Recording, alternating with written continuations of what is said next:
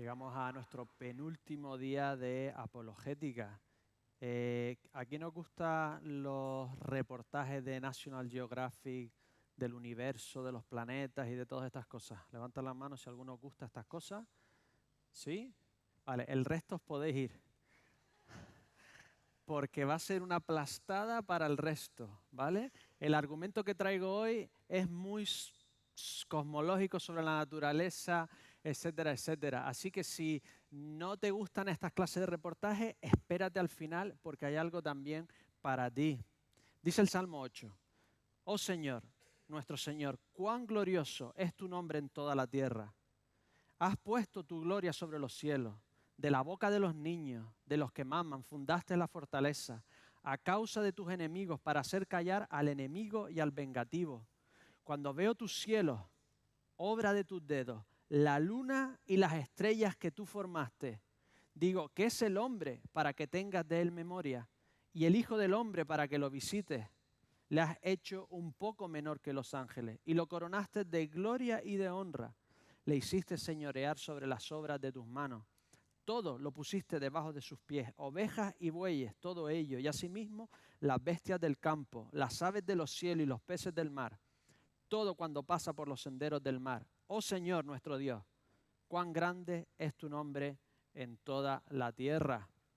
El salmista se maravillaba de la obra de Dios en los cielos y se maravillaba de que nosotros pudiéramos enseñorearnos de la naturaleza, dominarla y contemplar el cosmos, las estrellas, las galaxias, etc. Incluso dice que los niños son aquellos que van a hacer callar la boca a aquellos vengativos y que niegan a Dios. En cierta forma es mi proyecto, intentar callar el mensaje que nos rodea de que si crees en Dios, estás creyendo en algo irracional o que no tiene sentido. Este argumento de esta mañana no es un tipo de argumento en plan Dios de los huecos, os lo explico. Siempre en el instituto te dicen, bueno, antes la gente era religiosa porque tú creías en algo y no lo sabías explicar. Llovía o el arco iris o las nubes y creías que era un dios, o si se peleaban en una guerra creían que eran los dioses peleándose. ¿Qué pasa? Que la ciencia ha explicado la lluvia, ha explicado por qué la gente se pelea, entonces ya no necesitas a Dios. ¿Habéis escuchado ese tipo de argumento o lo habéis escuchado alguna vez? Ya no necesitas superstición porque la ciencia ha explicado las cosas de Dios. Y los cristianos a veces hacemos eso también. Decimos, esto lo explica la ciencia, esto no lo explica, por lo tanto, tiene que ser Dios. Le llaman el Dios de los huecos. Donde hay un hueco que la ciencia no lo pueda explicar, ahí decimos o invocamos a Dios. ¿Qué pasa cuando el hueco se hace más pequeño? ¿Qué pasa cuando la ciencia explica ese hueco? Que de repente nos quedamos sin Dios o nos quedamos con un Dios más pequeñito porque ya le quedan menos huecos. Así que este argumento no va de esto. Este argumento no va de los huecos donde no se pueden explicar las cosas y por lo tanto invocamos a Dios, sino todo lo contrario. Va de lo que los científicos, los cosmólogos, los que estudian la naturaleza y el cosmos nos dicen cómo está hecha la naturaleza. Y como el salmista, me gustaría concluir al final que si somos consecuentes como está hecho lo que vemos, tenemos que al final concluir que tuvo que ser Dios. Tiene que haber algo ahí que lo hizo de esta forma tan precisa. El argumento se llama el ajuste fino del universo. Dice Proverbios 3:19, el Señor fundó la tierra con sabiduría, afirmó los cielos con inteligencia. Y esto es precisamente lo que encontramos cuando consideramos cómo está hecho todo lo que nos rodea. Si lo estudiamos y vemos que todo es súper aleatorio y que podía haber pasado simplemente por suerte, no podemos decir que la ciencia en cierta forma habla de Dios. Pero si vemos que todo lo que nos rodea está súper calibrado, súper ajustado, tiene que ser de una forma muy, muy, muy específica. Para que estemos nosotros hoy aquí, tenemos una pista muy grande para decir, oye, esto lo tuvo que hacer alguien con inteligencia, como dice Proverbio. ¿Habéis visto Time Magazine, la revista roja cuadradita, ¿no? Time Magazine, que dijo en los 50 o en los 60, una portada muy grande que decía, ¿ha muerto Dios? ¿La habéis visto alguna vez en la tele? Lo pone en inglés, pero se hizo súper famosa. ¿Por qué? Porque llegaron a un punto en el siglo pasado que en Occidente pensaban que la idea de Dios ya se iba a extinguir, que íbamos a dejar de creer en Dios porque ya la ciencia lo explicaba todo.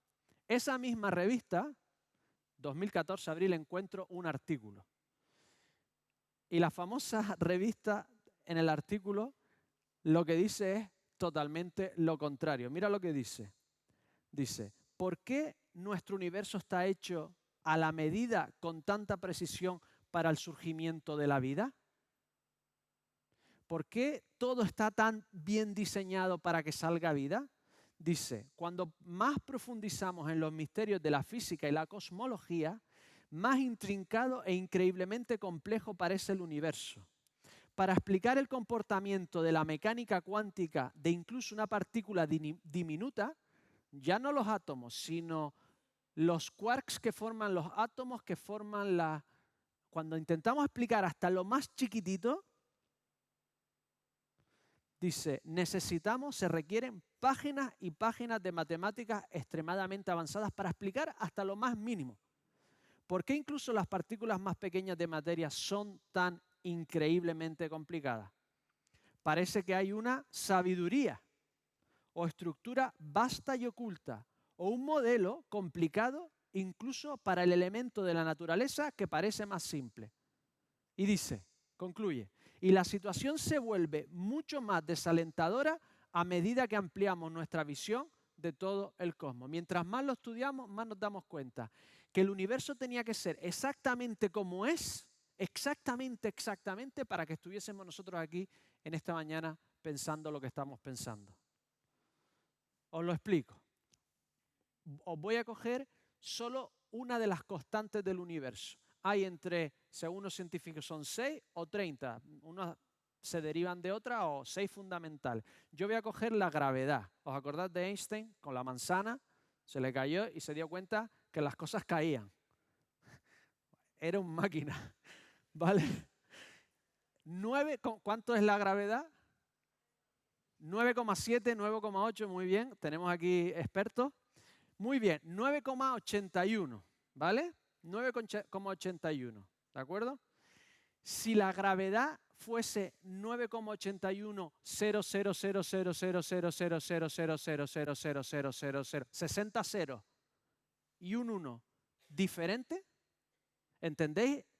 ¿Y entendéis lo mínimo que podría ser diferente? 60. Tenemos una diapositiva ahí con el número de ceros.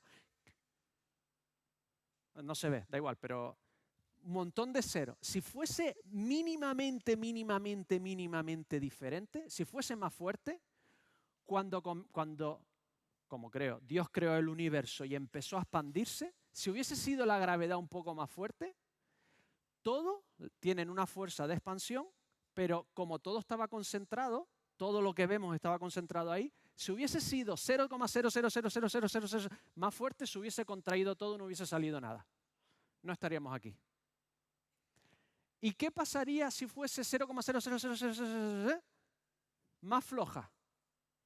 La fuerza de expansión hubiese hecho que fuese tan rápida que no se formase nada de lo que existe en este universo. Ni estrellas, ni nitrógeno, ni elementos pesados, ni planetas, ni soles, ni nada de nada de nada. Tenía que ser exactamente como es para que tú y yo estemos aquí, para que se formase algo, para que hubiese un sol, un planeta flotando por ahí, para que estuviésemos nosotros dentro pensando qué hacemos aquí. Pero esto no acaba aquí. Mientras más estudian el cosmos y la Tierra, los científicos, esto no es si eres creyente o no creyente, haciendo simplemente ciencia, nos hablan todo el rato de lo preciso que tiene que ser todo para que tú y yo estemos aquí. Aquí viene el National Geographic, ¿vale? Con tranquilidad. Voy a llegar hasta donde os vea durmiendo, ¿vale? Y después ya me salto al final, ¿vale? Así que si alguien ronca, me avisa, ¿de acuerdo? Mi hermano, mi padre cuando predicaba y se pasaba mucho de largo, mi hermano siempre se sentaba atrás y yo siempre veía a mi hermano. Así que si alguno me hace así, ya yo entiendo que tengo que pasar a la siguiente parte. Vamos a ver. Para que nosotros estemos aquí, el planeta Tierra tiene que tener una sola estrella, dando vueltas alrededor para que el clima sea constante. ¿Me entendéis? Que si no tiene una órbita constante, el verano, el invierno, el calor, el frío, sería una locura para que saliese nada. ¿Qué pasa con la mayoría de estrellas? No hay una estrella sola, sino que normalmente en la mayoría, en el 85% de las estrellas que estudian los científicos, siguiente diapositiva, sí, ahí. La mayoría son planetas que van alrededor de varias estrellas, van dando, ¿sabes? Van como en un parque de skate, van dando vueltas por todos lados. Tiene que ser solo una estrella, ¿vale? No solo tiene que ser solo una estrella, sino que esa estrella tiene que ser muy específica. Si es muy grande, normalmente, además de que quema toda la vida que haya en los esos, explotan muy rápido. Si es muy pequeña, echan ráfagas, como son muy concentraditas, echan ráfagas muy fuertes y aniquilarían absolutamente todo. Para que haya vida tiene que ser lo que es, el Sol. Tiene que ser exactamente así, si no, es muy difícil. Además, el Sol, tenemos otra diapositiva, tiene como una, esta no, otra, la siguiente, se las he puesto mal yo, no es su culpa. Este es el Sol, ¿vale? Y la forma de echar la energía hace que nos proteja a todo el sistema solar que nosotros estamos. Entonces, todos los meteoritos, las fuerzas, radiaciones, el Sol con su fuerza hace como un escudo, ¿de acuerdo? Entonces, todo lo que pasa por ahí, la mayoría no nos llega a nosotros. ¿Qué pasa cuando llega un supermeteorito a la Tierra?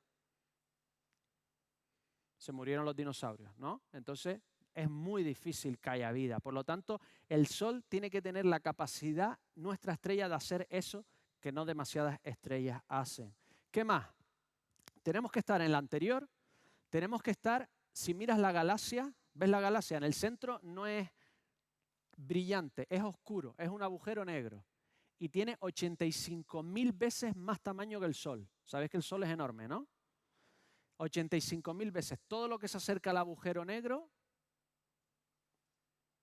no sabemos lo que pasa, pero es muy difícil que haya vida. Nosotros tenemos que estar, ¿veis ese brazo de la galaxia? Que estamos en un brazo de la galaxia ahí.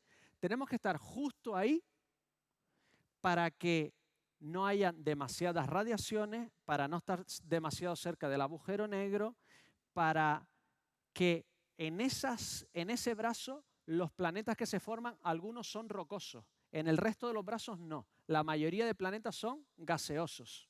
¿Os imagináis viviendo en una nube? Júpiter, la mayoría son gases. Entonces, necesitas que la Tierra tenga algo donde pisar. Entonces tienes que estar ahí, porque el resto de la galaxia casi todos son gaseosos. Tienes que estar justo en ese sitio para poder haber vida. Además, si nos aparece la foto de nuestros planetas, donde aparecemos nosotros, ahí. Nosotros somos uno de los chiquititos. Obviamente tenemos que estar a la distancia adecuada del Sol para que el agua no se congele, no se derrita ni se congele. Eso solo pasa en la Tierra. No se ha encontrado en ningún otro planeta así. Solo pasa en la... Pero además, como hay tantos meteoritos y cosas pululando por el universo, ¿veis los planetas gigantes que hay ahí? Júpiter, Saturno. Hacen como una especie de escudo protector. Se van comiendo todos los meteoritos gigantes que van pasando para nosotros para que no nos lleguen. Tienes que tener esos escudos gigantes para que no te estén cayendo. Tú estás en una guerra, te están cayendo bombas. ¿Qué facilidad es que haya vida cuando están cayendo bombas? Si están cayendo meteoritos todo el rato, pues necesitas tener algo así el Sol, y además necesitas que la Tierra, la diapositiva anterior, tenga un magnetismo. ¿Verdad que cuando tienes una brújula va al norte? Es porque nuestro planeta, y esto no pasa en otros planetas, tiene la capacidad, el tamaño de tener atmósfera, la gravedad suficiente, la gravedad es muy flojita, por lo tanto si eres muy pequeñito no aguantas la atmósfera. Entonces tienes que tener el tamaño suficiente y que el centro sea metálico y parcialmente líquido o líquido. Los magnetismos tienen que tener metal. Pues nuestro planeta en el centro tiene metal fundido y eso crea magnetismo. ¿Qué hace el magnetismo? Que las radiaciones del Sol no nos lleguen a nosotros. Imagínate las radiaciones del Sol llegándote directamente, sin ozono, sin atmósfera y sin ese magnetismo. ¿Sabéis las auroras boreales? Vienen del magnetismo de la Tierra, de la luz del magnetismo de la Tierra. Si no tuviésemos eso, nos freiría el Sol a nosotros. Las radiaciones gamma y todas estas cosas nos freirían totalmente. Sigo hacia adelante. Además, necesitamos una luna que nos compense del tamaño adecuado para que tengamos la inclinación adecuada de la Tierra, para que la Tierra no esté oscilando todo el rato. La luna hace de contrapeso. La gravedad de la luna hace de contrapeso. Entonces, la Tierra no está así todo. Si tú tiras una peonza, ¿verdad que va siendo? Pues para que tenga una rotación uniforme, para que tengamos 24 horas en la rotación y sea estable, necesitamos una luna. Una luna del 1,25% del tamaño de la Tierra. Y eso solo pasa en la Tierra. No hay ningún otro planeta en nuestra galaxia que tenga algo así. Voy a cortar, ¿vale? Algunos lo están disfrutando y otros lo están sufriendo. Así que voy a cortar. Solo te digo, ¿vale? Por cierto, lo de la gravedad es de Newton, no de Einstein. Se me ha ido aquí. Me ha llegado un mensaje al iPad. Muchísimas gracias. No había nunca tenido esta interacción. Gracias, cariño. Entonces, os estoy diciendo características de miles y miles de características que tiene que tener un planeta para que podamos estar aquí. Solo algunas.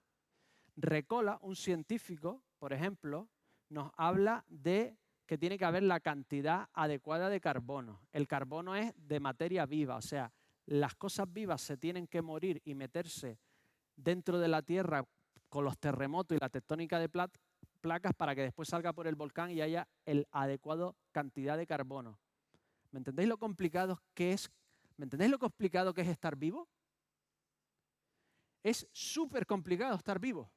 No es nada simple. Por eso no encontramos vida en todo lo que miramos. Es que es muy complicado estar vivo. Tiene que tener el oxígeno adecuado, las bacterias adecuadas que creen oxígeno. El oxígeno se crea a partir de bacterias. No está por ahí.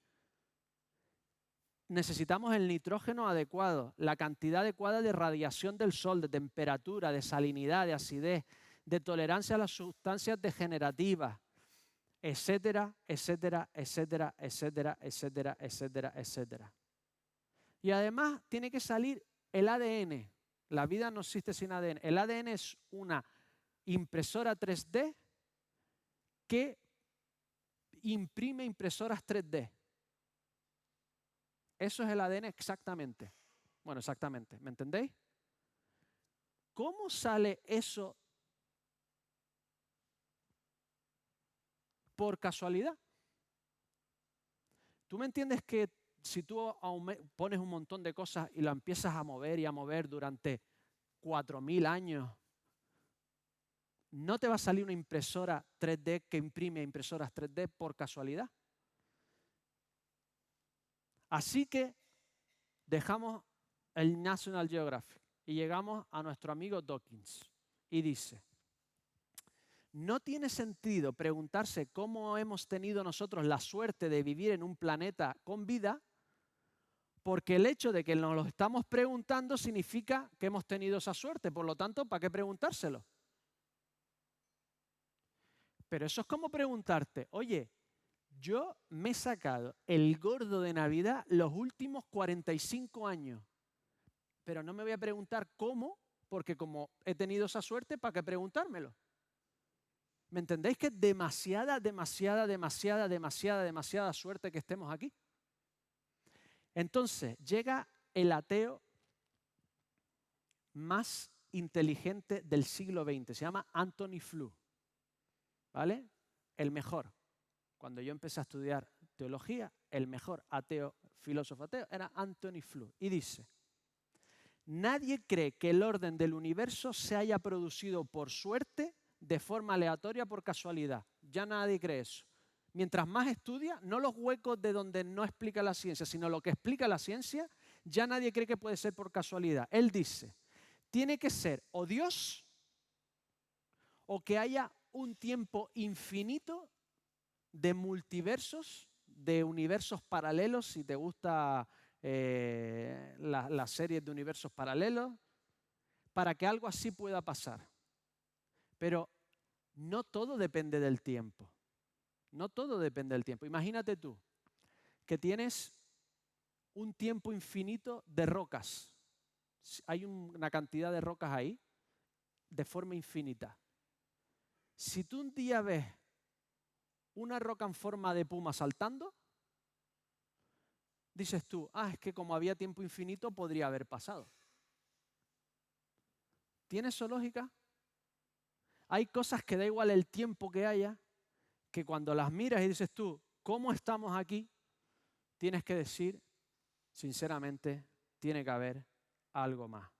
Es más, imagínate que en tu casa no está tu madre o tu padre. He metido lo de padre para ser inclusivo. Si nadie ordena la casa, he sido inclusivo, no sé por qué os reí. Imagina que no tienes padre ni madre, ¿vale? Vamos a hacerlo así para que no me miréis mal.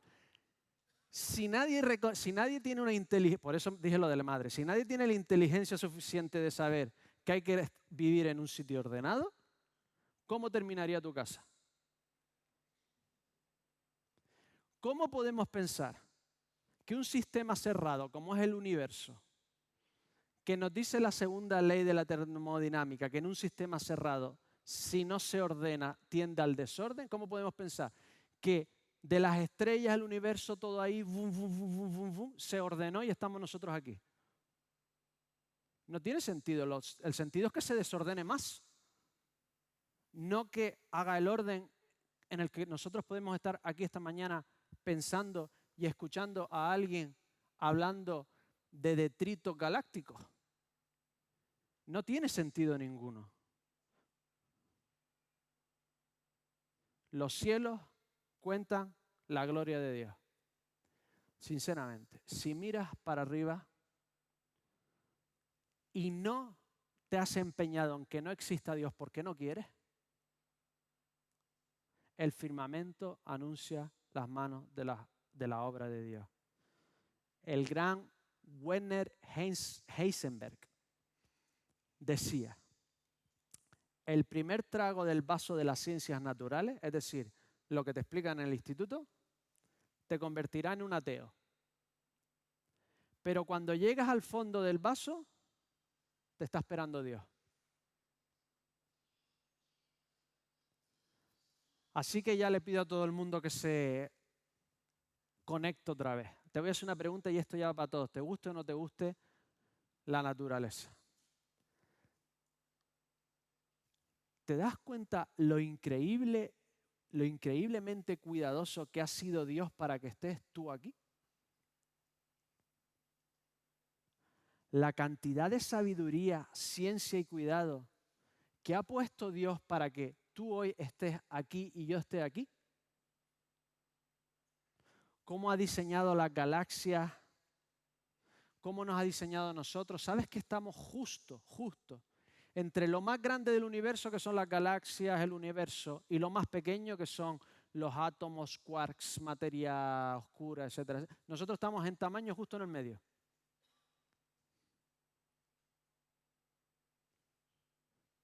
Él, Hebreos 1:3, que es el resplandor de su gloria, la imagen misma de su sustancia, y quien sustenta todas las cosas con la palabra de su poder, habiendo efectuado la purificación de nuestros pecados por medio de sí mismo, se sentó a la diestra de la majestad de las alturas.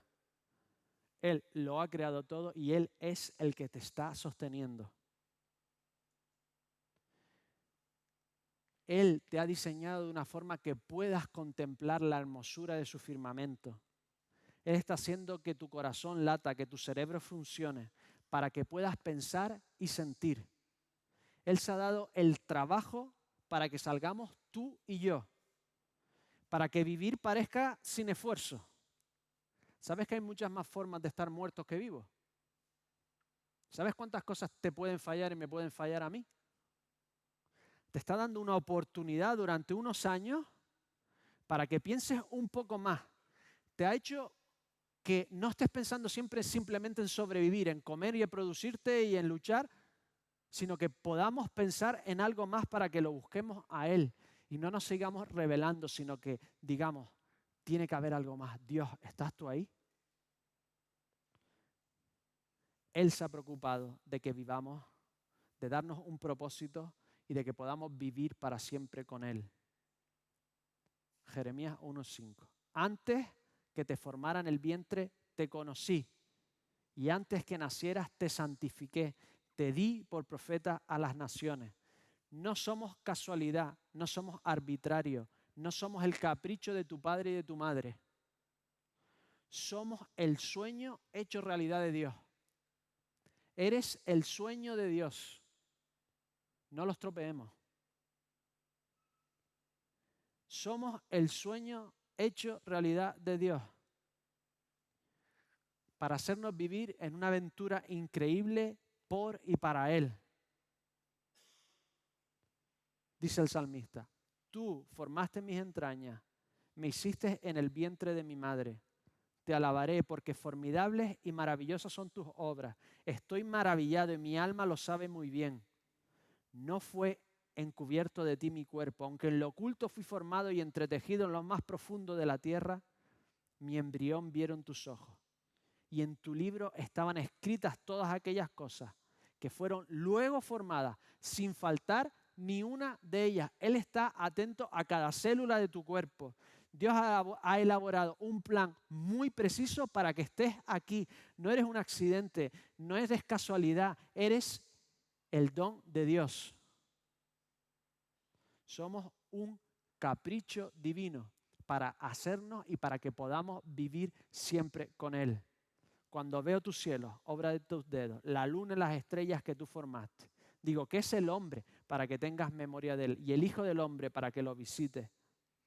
A pesar de nuestra pequeñez y de nuestra debilidad, somos la cúspide del universo. Nuestro cerebro es lo más complicado que existe en esta galaxia, en el universo entero. Y cuando nos rebelamos contra Él, cuando nos quisimos parecer más animales que a Dios, ¿te das cuenta que en realidad lo que estamos intentando cuando le damos la espalda a Dios es hacernos más animales que parecernos a Dios? Cuando decidimos tirarlo todo al garete, Dios decidió intervenir. No quiso que tú y yo simplemente fuésemos parte del ciclo de la vida.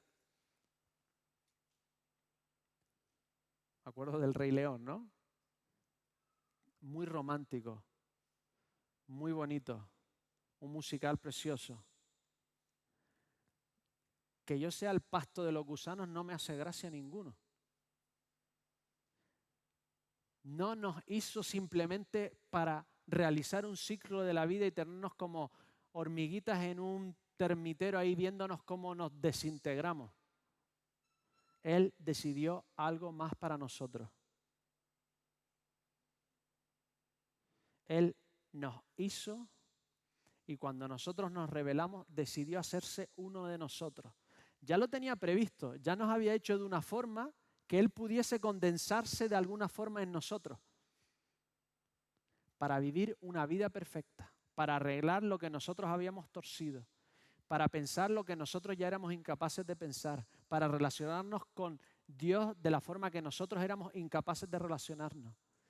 Y subirse a una cruz, vivir por ti morir por ti y darte la vida necesaria para que puedas ser algo más que un cadáver al final en una tumba. Él tiene un plan muy elaborado para cada uno de nosotros. Él tiene un fin muchísimo más elevado que simplemente ser pasto de gusanos.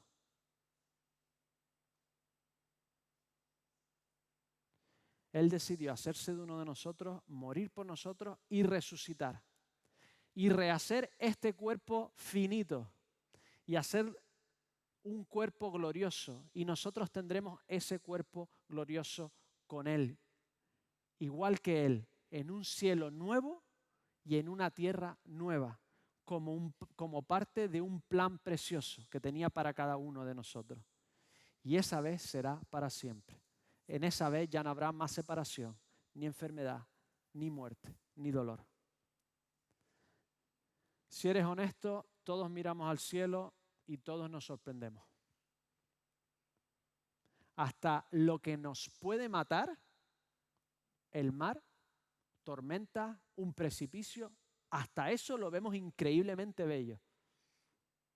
Sabemos que hay algo más ahí, que estaba diseñado para que nosotros lo pudiésemos mirar y alabar a nuestro Dios. Dios nos ha diseñado para que tú y yo podamos disfrutar de Él por la eternidad. No lo desperdicies. No lo desperdicies. No te emperres, no te empeñes en darle la espalda a Dios. Él está ahí diciéndote, mira para arriba, abre los ojos, estoy aquí. Lo único que necesitas para encontrarme es ser humilde y buscarme de corazón. Es lo único que hace falta. Porque el que busca, encuentra. Oremos.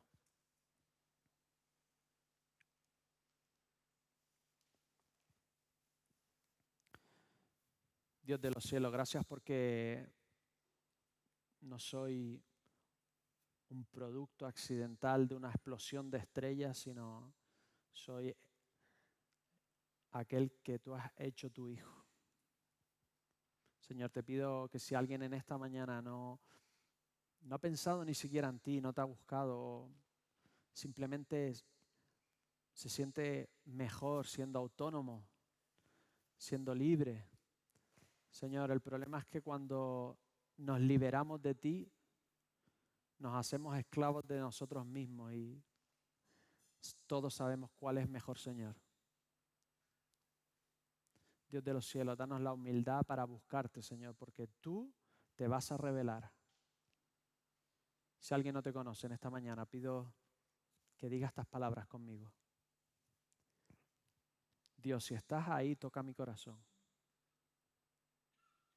Si de verdad lo has creado todo y me has creado a mí, muéstrate, Señor. Toca mi corazón, ábreme los ojos espirituales para que pueda verte y disfrutarte. Señor, gracias por tus planes divinos. Te lo pido todo en el nombre del Señor Jesús. Amén.